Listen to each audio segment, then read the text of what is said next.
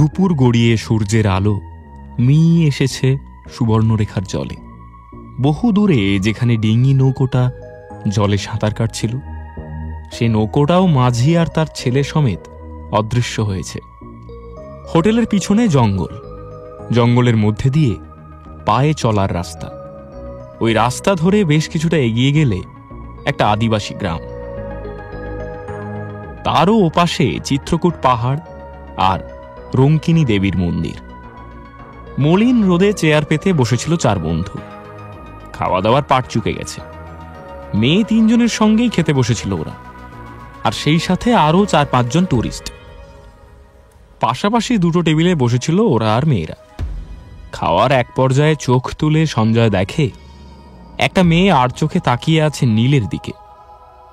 মেয়েটির গায়ের রং উজ্জ্বল সাদা, গোলগাল মুখ। কথা বলার সময় ডান পাশের গজ দাঁতটা দেখা যায়। ওই গজ দাঁত আর টোল পড়া হাসি যেন মেয়েটার সৌন্দর্যের পিক পয়েন্ট। সঞ্জয়ের মনে একটা চাপা হিংসার হাওয়া বয়ে যায়। মেয়েরা নীলের মধ্যে কি এমন দেখতে পায়? যেখানে যাওয়া হয় নীলের একটা না একটা জুটেই যায়, মনে মনে ভাবে সঞ্জয়। দিদার গাঁজা টানা ছাড়া আর তো কোনো গুণ নেই ওই ছোঁড়ার। পড়াশোনাতেও অ্যাভারেজ, একরকম টিটিপি করেই সেমিস্টার পেরোয়, টেনে টুনে পাস। নীল অবশ্য এত কিছু খেয়াল করেনি। আপন খেয়ালে খাওয়ার পাট চুকিয়ে ও বেরিয়ে গেছে উঠোনে। বিকেলের এই সময়টায় ওর মন বড় কেমন কেমন করে। দিনের ওই সময়টুকুতে ও নিঃসঙ্গতা চায়, কোনো কিছুই ওর ভালো লাগে না। যে নেশা সারাক্ষণ ওকে ডুবিয়ে রাখে, সেই নেশাও না। বহু দূরে কোথা থেকে আবছা একটা বাঁশির আওয়াজ আসছে নীলের কানে। বোধহয় জঙ্গলের ভিতরে বসে কেউ বাঁশি বাজাচ্ছে। জঙ্গল পেরিয়ে ওপাশে 3 কিলোমিটার দূরে রেল লাইন। রেলের হুইসেলের শব্দও শোনা যাচ্ছে মাঝে মধ্যে। দে একটা সিগারেট দে, নীলের কাঁধে হাত রেখে বলল প্রত্যয়। নীল বলল, সিগারেট রুমে, বিড়ি আছে, বিড়ি খা। একটা বিড়ির প্যাকেট প্রত্যয়ের দিকে এগিয়ে দেয় নীল। তারপর জিজ্ঞেস করে, ওরা দুজন কোথায়? প্রত্যয় বলল, এখনো খাচ্ছে। এই আজকের প্ল্যান কি রে? নীল বলল, কি আর প্ল্যান, চল চিত্রকূটের ওদিকটায় ঢু মেরে আসি, ওর পাশে মন্দিরটাও পড়বে। এই হ্যাঁ রে, প্রতুলদা যা বলছিল তা কি সত্যি? মানে চিত্রকূট পাহাড়ের ওখানে ভূত আছে? প্রত্যয় বলল, দেখ, ভূত প্রেত আছে কিনা আমি জানি না, কিন্তু তুই ভয় পাস না। আমরা 4 জন একসঙ্গে থাকলে কি ভূত আর কি ভগবান। নীল হাসে, অন্তত হাসার একটা চেষ্টা করে। আর ঠিক এই সময়ে হোটেলের দরজা ঠেলে বাইরে আসে সঞ্জয়, অখিল আর ওদের পিছনে 3টে মেয়ে। নীলকে ছাড়িয়ে নদীর আরো কিছুটা কাছে কয়েকটা চেয়ার পাতা। মেয়ে 3টে ওখানে গিয়ে বসে পড়ে। অখিল চাপা গলায় বলল, গিয়ে একবার কথা বললে হয় না ভাই? নীল বলল, কি আর কথা বলবি? সঞ্জয় বলল, মানে গিয়ে জিজ্ঞেস করবো সিগারেট আছে কিনা, চল না। নীল হাসলো, ওসব পুরনো টেকনিক কাকা, এখন ওসব আর চিড়ে ভেজে না। তার চেয়ে চল আমরা এখানে যে কাজে এসেছি সেটা করি, বুঝলি? অখিল ঘাড় নাড়ে, হ্যাঁ তাই চল। চল আমরা জলদি রেডি হয়ে নি, চল। হোটেলের কাজের লোকটা বলছিল সন্ধ্যের পর এখানে হালকা ঠান্ডা পড়ে, এখনো চাদর ফাদর থাকলে সেটা সঙ্গে নিয়ে যাই।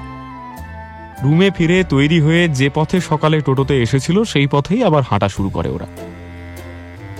অথচ 4 জন একবারের জন্য খেয়াল করলো না যে ওরা হেঁটে হোটেলের গেটের বাইরে যেতেই একটা চাপা গুঞ্জন শুরু হয়েছে মেয়ে 3টির মধ্যে।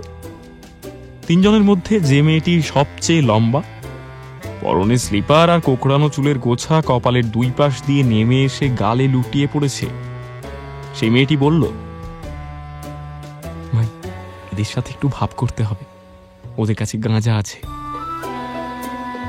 দ্বিতীয় মেয়ে, যে সবচেয়ে নরম স্বভাবের, যে একটা কথা বলার আগে 3 বার ভেবে ঢোক গিলে তারপর বলে, সে বলল, চিনি না, জানি না, ভুলভাল কেউ হলে। 3 নম্বর মেয়েটি যে খাবার টেবিলে নীলের দিকে আর চোখে তাকাচ্ছিল, সে হেসে বলল, আরে কি আর হবে, 4টেই সার্টিফাইড আতকেলান। ট্রেনে আসার সময় ওদের কথা শুনেছিলাম, সেরকম চালাক শয়তান তো মনে হলো না। দ্বিতীয় মেয়েটি বলল, বলছিস? তৃতীয় মেয়েটি ঘাড় নাড়ল। হ্যাঁ, চল আমরাও এবার বেরোই, চিত্রকূটটা সেরে আসি। ওটা কাছেও আছে। আমার এক বন্ধু বলছিল সন্ধ্যের পর জায়গাটা নাকি মুহূর্তেই নির্জন হয়ে যায়। ওদিকে লোকজন খুব একটা বেশি নেই কি না, সন্ধ্যের আগেই ফিরতে হবে। ঘাটশিলা রাজবাড়ি, পুরনো একটা ভাঙা চার্চ আর একটা কবরস্থান পেরিয়ে তারপর চিত্রকূট পাহাড়। পাহাড় না বলে টিলা বলাই ভালো। একটা ছোট্ট টিলা, 30 ফুট উঁচু। ছোট্ট একটা মন্দির রয়েছে চূড়োয়। চার্চের পাশ দিয়ে যাওয়ার সময় অখিল বলল, ভাই একটা ইনফরমেশন জানলাম নেটে। বাকিরা জিজ্ঞেস করলো, কি? অখিল বলল, এই চার্চটায় কাদের কবর দেওয়া হতো জানিস? প্রত্যয় বলল, খ্রিস্টানদের ন্যাচারালি। অখিল বলল, সেটা না, মানে কি ধরনের মানুষদের? প্রত্যয় ঘাড় নাড়ল, তা কেমন করে জানলো? অখিল বলল, শোন তবে, ব্রিটিশরা যখন এখানে আসে তখন তো পুরোটাই জঙ্গল। মোটামুটি বছর 20-25 যাওয়ার পর ধীরে ধীরে এখানে সো কল্ড সভ্য মানুষদের কিছু কলোনি গড়ে ওঠে। সমস্যাটা শুরু হয় তারপর। হঠাৎ করে এক একটা ইংরেজ বাড়ি থেকে একজন পাগল হতে শুরু করে। বলা নেই কওয়া নেই, সকালে উঠে কেউ একজন প্রলাপ বকা শুরু করে, উদ্ভট সব স্বপ্নের গল্প করে সারাদিন।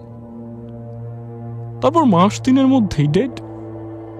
এইখানে চার্চের যে ফাদার ছিল, সে বলে এরা নাকি সব পোজেসড হয়েছিল মৃত্যুর আগে। সাধারণ মৃত্যু এদের হয়নি, ফলে বাকিদের যেখানে কবর দেওয়া হয় ওখানে এদের কবর দেওয়া যাবে না। তারপর তৈরি হয় এই কবরখানা। একটা সময় পর্যন্ত এদিকটায় কোনো মানুষই আসতো না। ওই যে চার্চটা দেখলে ওই পর্যন্তই আসতো লোকজন, আর ওদিকে চিত্রকূট পাহাড়। সঞ্জয় বলল, চল না একবার ঢু মেরে আসি ভেতরে, বেশ ইন্টারেস্টিং লাগছে কিন্তু ভাই বিষয়টা। নীল বলল, কি দরকার ভাই? সঞ্জয় বলল, আরে চল না, পার্ক স্ট্রিট সিমেট্রির তো একটা ইতিহাস আছে।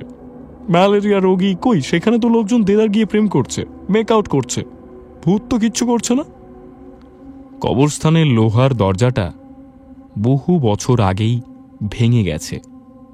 ভাঙাচোরা লোহাগুলো জট পাকিয়ে দরজার জায়গাটায় এমনভাবে আটকে দিয়েছে যে সেখান থেকে ঢোকা দায়। পাঁচিলটাও কম বেশি 3.5 ফুট, ফলে সেটাকে টপকে যাওয়া সম্ভব নয়। শেষে অনেক খুঁজে একটা জায়গায় পাঁচিল কিছুটা ভাঙা পাওয়া গেল। সেখান দিয়ে ঢুকে পড়ল 4 বন্ধু। কবরখানা ভর্তি ঘাস, বুনো ফুল, অজস্র বিরুৎ জাতীয় গাছ। অনেকগুলো কবর ভেঙে গুঁড়িয়ে আছে। বাকিগুলোকে মনে হচ্ছে ঘাসের স্রোতে ভেসে ওঠা সুবর্ণরেখার পাথরগুলোর মতো। একটা অদ্ভুত বুনো গন্ধ ছড়িয়ে আছে সারা কবরখানা জুড়ে। 4 বন্ধু ইতস্তত হাঁটছিল। হঠাৎ কিছু একটার উপর পা দিয়ে নীল আঁতকে চেঁচিয়ে উঠল, ওরে বাবারে! প্রত্যয় জিজ্ঞেস করল, এই কি হলো রে ভাই? নীল ঢোক গিলে বলল, জানি না, পা দিতেই কি একটা সরসর করে চলে গেল মাটির নিচ দিয়ে। সঞ্জয় বলল, কি সাপ? নীল মাথা নাড়ল, সাপের মতো তো মনে হলো না, পা উঁচু করব, সাহস পাচ্ছি না ভাই। প্রত্যয় বলল, তুই দাঁড়া, আমরা আসছি।